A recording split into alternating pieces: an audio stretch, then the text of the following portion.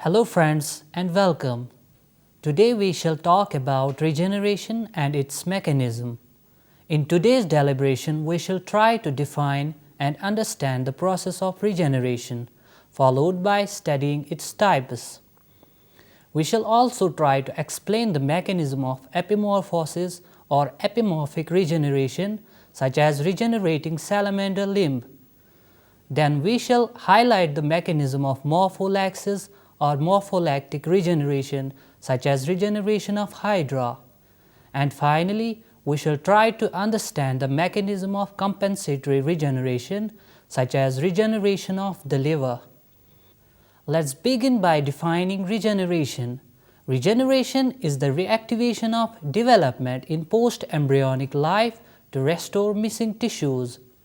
It can also be defined as the process of renewal, restoration, and growth that makes genomes, cells, and organisms resilient to natural fluctuations or events that cause disturbance or damage.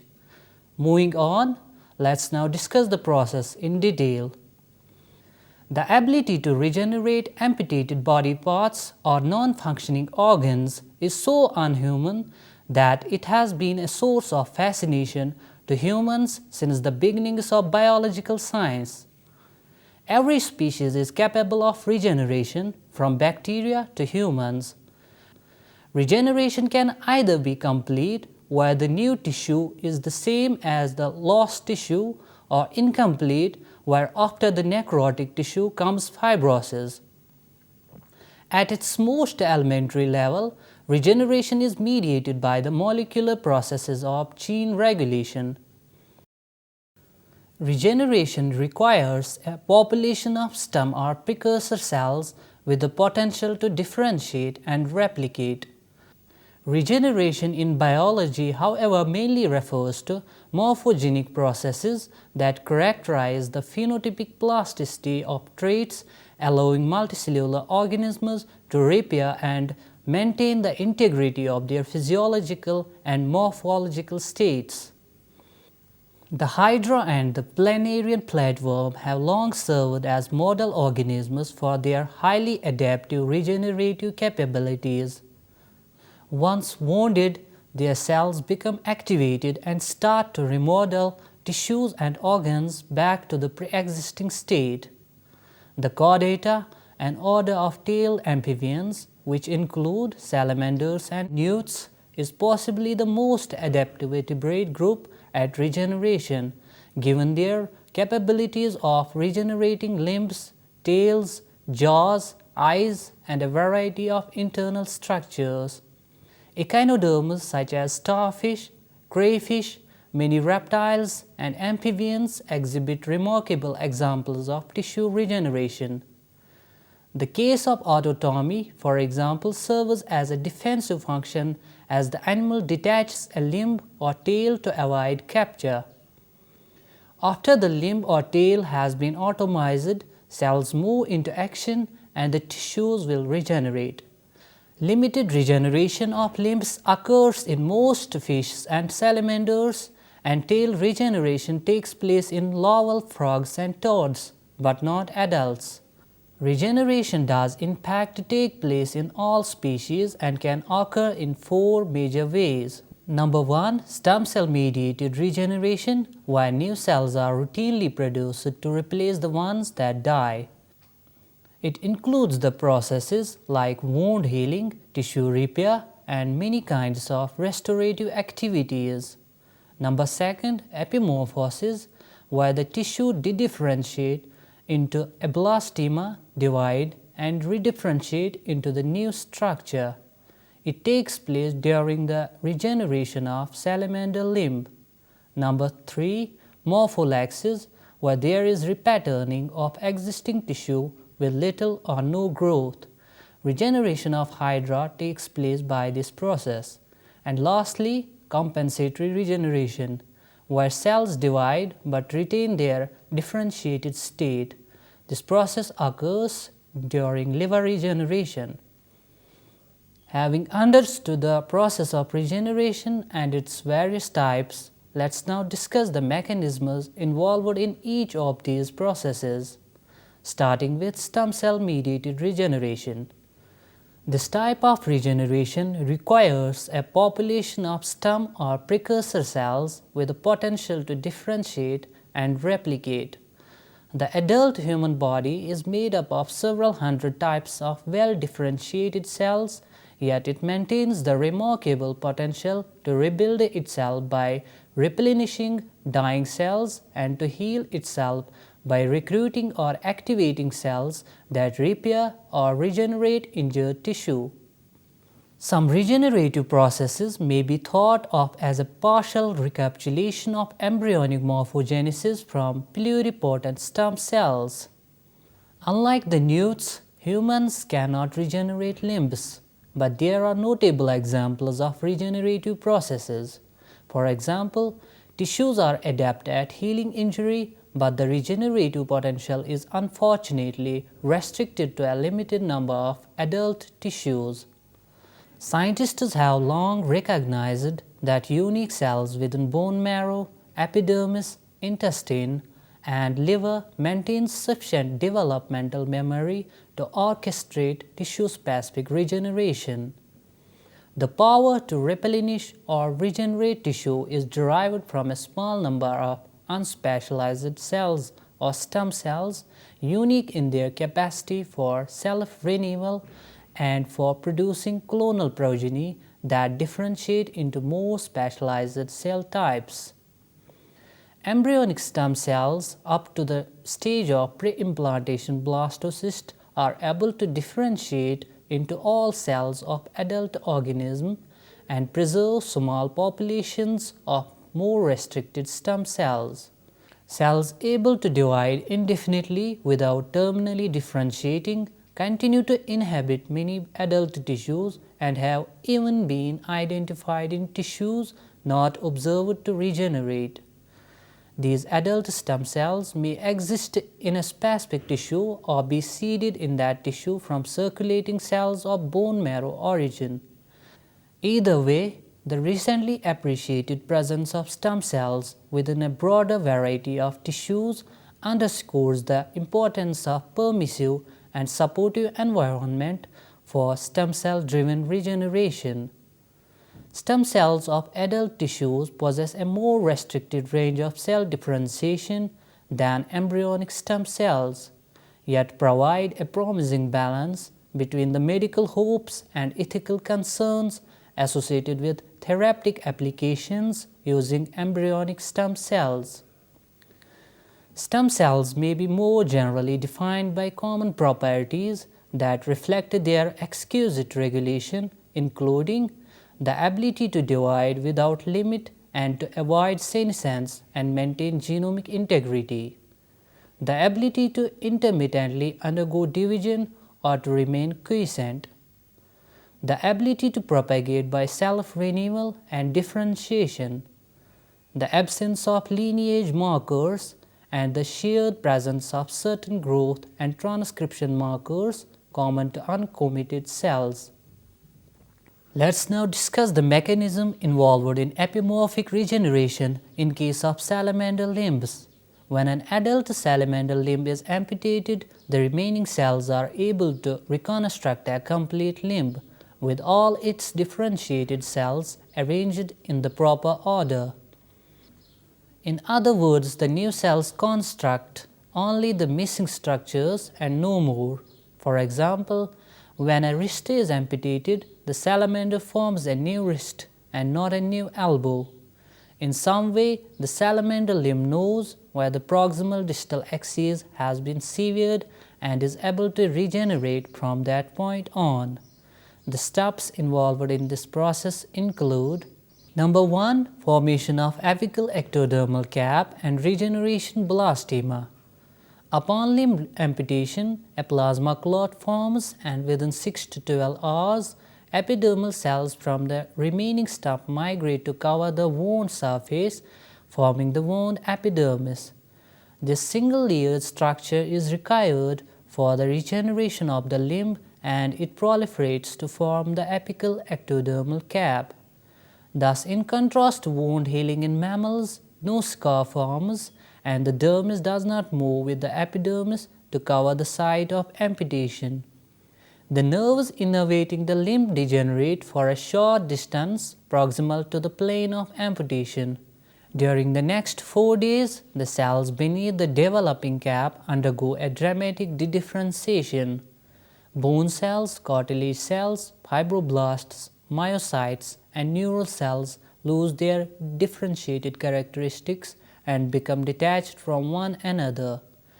Genes that are expressed in differentiated tissues are downregulated, while there is dramatic increase in the expression of genes that are associated with the proliferating progress zone mesenchyme of the embryonic limb. The formerly well-structured limb region at the cut edge of the stem thus forms a proliferating mass of indistinguishable dedifferentiated cells just beneath the apical ectodermal cap. This dedifferentiated cell mass is called the regeneration blastema. These cells will continue to proliferate and will eventually redifferentiate to form the new structures of the limb. The creation of the blastema depends upon the formation of single mononucleated cells. It is probable that the macrophages that are released into the wound site secrete metalloproteinases that digest the extracellular matrices holding epithelial cells together. But many of these cells are differentiated and have left the cell cycle. Number 2 is the proliferation of the blastema cells. The proliferation of the salamander limb regeneration blastema is dependent on the presence of nerves. Singer in 1954 demonstrated that a minimum number of nerve fibers must be present for the regeneration to take place. It is thought that the neurons release mitosis-stimulating factors that increase the proliferation of the blastema cells. There are several candidates for these neural-derived mitotic factors and each may be important. Glial growth factor is known to be produced by new neural cells present in the blastema and is lost upon denervation. When this peptide is added to a denervated blastema, the mitotically arrested cells are able to divide again. A fibroblast growth factor may also be involved. Fibroblast growth factors infused into denervated blastemas are able to restore mitosis. Another important neural agent necessary for cell cycling is transferrin, an iron transport protein that's necessary for mitosis in all dividing cells. When a hind limb is severed, the sciatic nerve transports transferrin along the axon and releases large quantities of the protein into the blastema.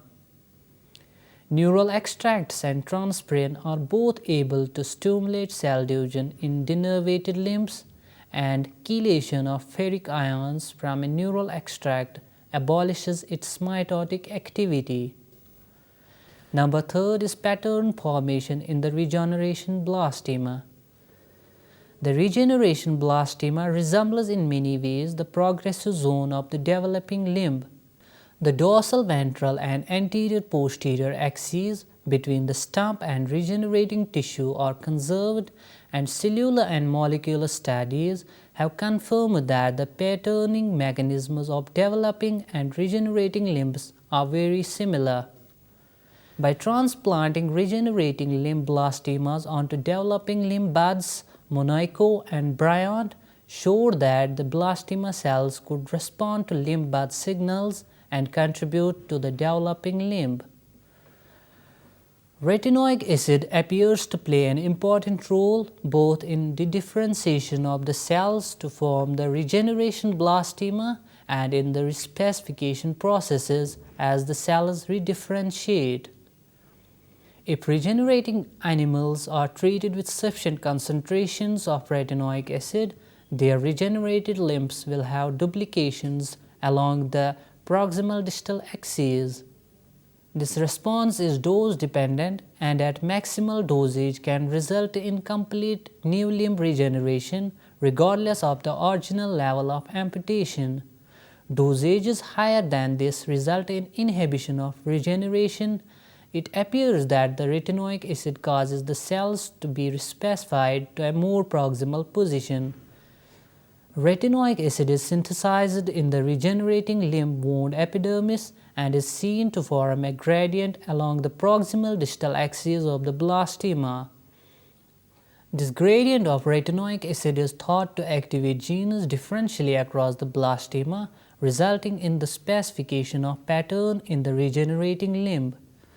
It is probable that during normal regeneration, the wound epidermis or apical ectodermal cap secretes retinoic acid, which activates the genes needed for cell proliferation, downregulates the genes that are specific for differentiated cells, and activates a set of Hox genes that tells the cells where they are in the limb and how much they need to grow.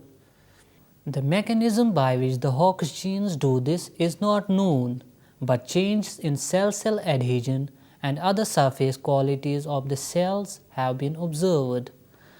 Thus, in salamander limb regeneration, adult cells can go back to the future, returning to an embryonic condition to begin the formation of the limb anew. Let's now discuss the mechanism involved in morpholactic regeneration in case of Hydra.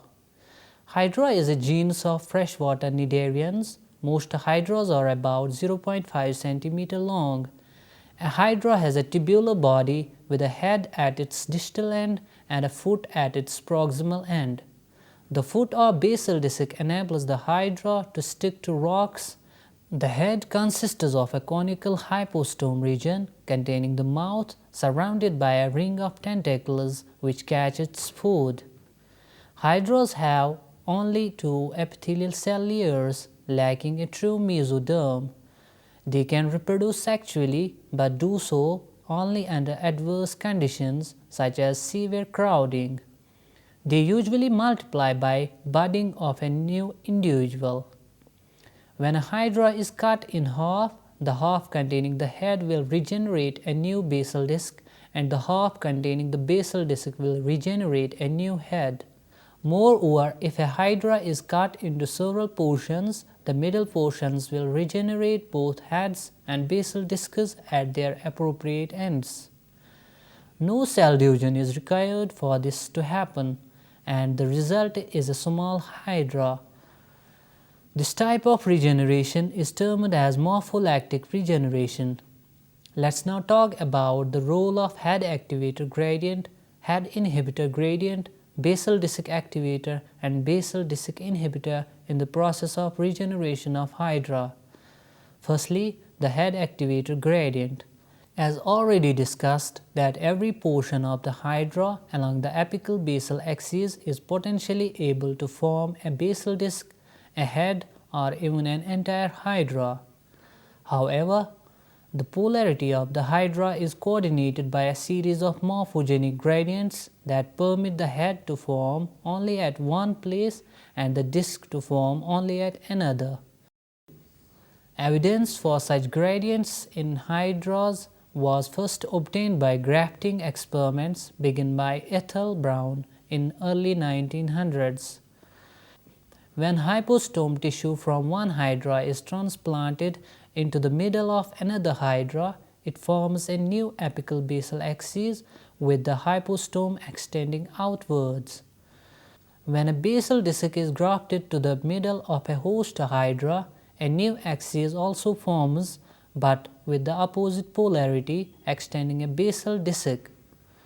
When cells from both ends are transplanted simultaneously into the middle of a host, no new axis is formed, or the new axis has little polarity. These experiments have been interpreted to indicate the existence of a head activator gradient which is highest at the hypostome and a basal activator gradient which is highest at the basal disc. The head activating factor is found to be concentrated in the head and decreases linearly towards the basal disc. Secondly, the head inhibitor gradient. In 1926, Rand showed that the normal regeneration of the hypostome is inhibited when an intact hypostome is grafted adjacent to the amputation site. This finding suggested that one hypostome can inhibit the formation of another. Extra heads do not form in the Hydra because the presence of the hypostome prevents the formation of any other hypostome. The head inhibitor gradient can be measured by inserting a subhypostomal region, that's the region just below the hypostome, into various regions along the trunks of host hydras. This region will not produce a head when implanted into the apical area of an intact host hydra. However, it will form a head if the host's head has been removed. Moreover, this subhypostomal region will induce a head if placed lower on the host. Thus, there appears to be a gradient of head inhibitor as well as head activator. Finally, basal disc activator and inhibitor gradients. The basal disc also has properties suggesting that it is the source of foot inhibitor gradient and foot activator gradient.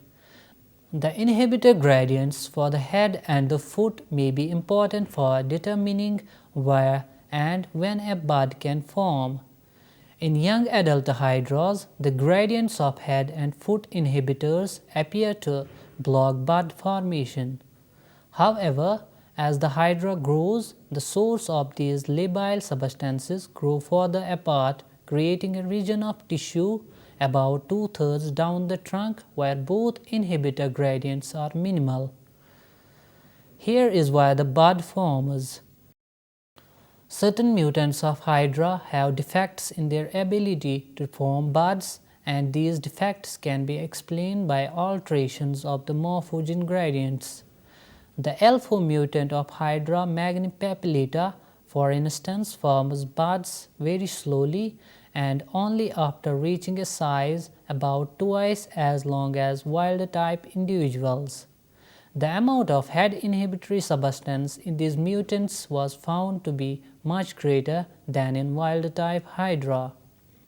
The inhibitor and activator gradients also inform the Hydra which end is up and specify positional values along the apical basal axes. When the head is removed, the head inhibitor no longer is made, and this causes the head activator to induce a new head. The region with the most head activator will form the head. Once the head is made, it makes the head inhibitor and the equilibrium is restored. Let's now talk about the compensatory regeneration in case of mammalian liver. The liver regenerates by the proliferation of the existing tissues. Surprisingly, the regenerating liver cells do not fully de-differentiate when they re-enter the cell cycle, and no blastema is formed here. Rather, the 5 types of liver cells, that's hepatocytes, duct cells, fat-storing etoostallate cells, endothelial cells, and Kupffer cells, each begin dividing to produce more of them. Each type of cell retains its cellular identity, and the liver retains its ability to synthesize the liver-specific enzymes necessary for glucose regulation, toxin degradation, bile synthesis, albumin production, and other hepatic functions. As in the regenerating salamander limb, there is return to an embryonic condition in the regenerating liver. Fetal transcription factors and products are made, as are the cyclins that control cell division. But the return to the embryonic state is not as complete as in the amphibian limb. Although other paracrine and endocrine factors are necessary for liver regeneration, one of the most important proteins for returning liver cells to the cell cycle is hepatocyte growth factor. This protein, also known as scatter factor, induces many of the embryonic proteins. Within an hour after partial hepatectomy, the blood level of HGF can rise to 20-fold. However, hepatocytes that are still connected to one another in an epithelium cannot respond to hepatocyte growth factor. The trauma of partial hepatectomy may activate metalloproteinases that digest the extracellular matrix and permit the hepatocytes to separate and proliferate. These enzymes also may cleave hepatocyte growth factor to its active form. The mechanisms by which the factors interact and by which the liver is told to stop regenerating after the appropriate size is reached remain to be discovered. Friends, that's all in today's lecture. Hope you have understood it well. Thank you and goodbye.